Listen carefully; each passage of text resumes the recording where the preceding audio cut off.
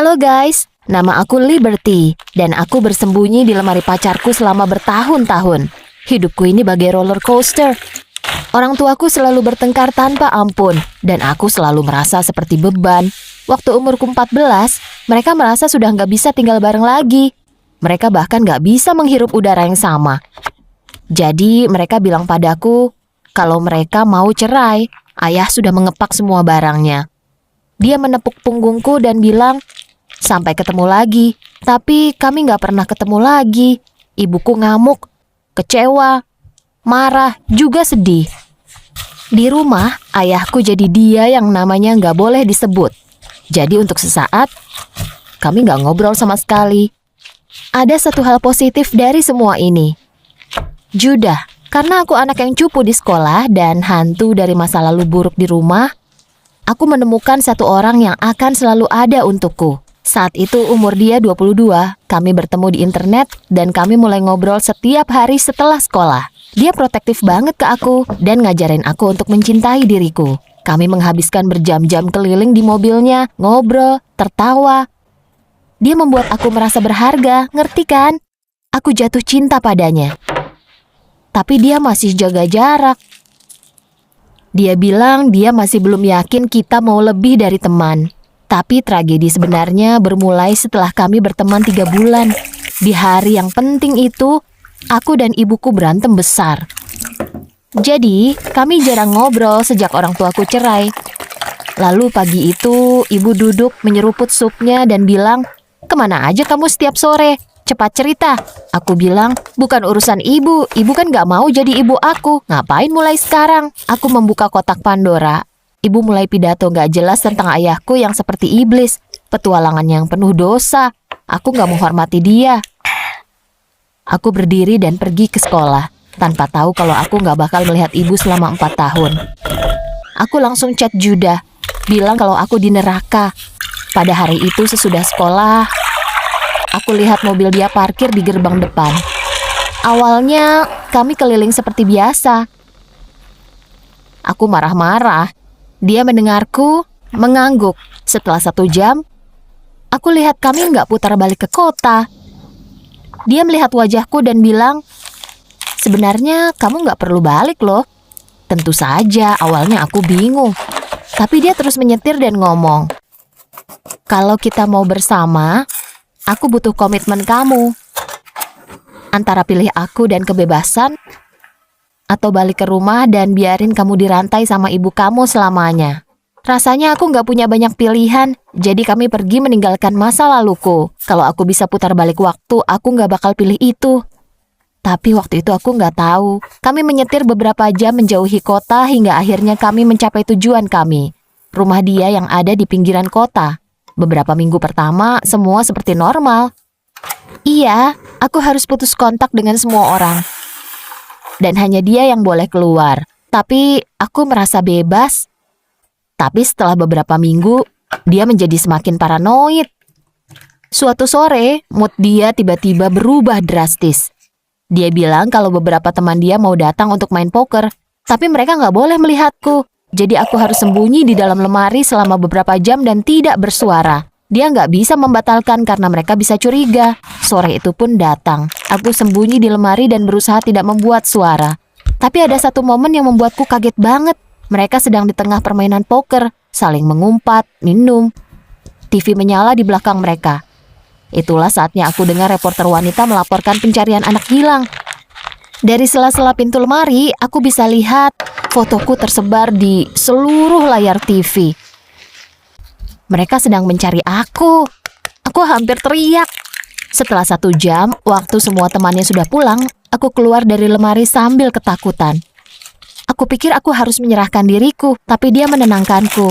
Bilang kalau mereka bakal menjauhkan aku dari dia, dan aku harus tinggal sama ibuku. Aku mendengarkannya. Kami pikir kami harus lebih hati-hati lagi. Setelah 3 bulan, mereka berhenti mencariku. Dan 3 tahun selanjutnya, tidak ada kejadian apapun. Di pagi hari, dia menutup semua jendela dan tirai. Dia mengunci pintu dan pergi kerja. Aku hanya boleh duduk dekat jendela mengagumi pemandangan malam hari gelap-gelapan. Dan hanya boleh beberapa menit, karena takut ada orang yang lewat dan melihatku. Kadang ada tamu yang datang untuk dia, dan aku harus sembunyi di dalam lemari. Sempat juga beberapa kali temannya menginap di rumah, dan aku harus tidur di dalam lemari. Tapi aku sudah berdamai dengan pilihan itu. Dan Judah selalu membalas dengan sikap yang baik atau kasih hadiah. Rasanya sangat indah. Atau itu yang aku pikir saat itu. Ada satu hari di mana aku mulai meragukan pilihanku. Dia lagi keluar, dan aku sedang diam di dalam rumah, lalu aku dengar suara-suara dari luar. Aku langsung sembunyi untuk jaga-jaga, dan aku dengar langkahnya makin dekat. Ini pasti dia. Tapi dia nggak sendiri. Dia nggak pernah ngundang siapapun tanpa aku tahu, jadi jelas aku takut. Itulah saatnya aku dengar suara cewek. Judah dan seorang cewek masuk ke kamar dan ngobrol seakan aku nggak ada. Tapi itu nggak seburuk apa yang terjadi selanjutnya. Awalnya, aku cuma lihat siluet dia. Tapi akhirnya setelah beberapa saat, dia menoleh ke arahku dan aku lihat wajahnya. Sumpah, aku seperti melihat cermin. Dia terlihat seperti aku versi lebih ceria. Aku terus berpikir, kenapa dia di sini? Kenapa dia mirip denganku?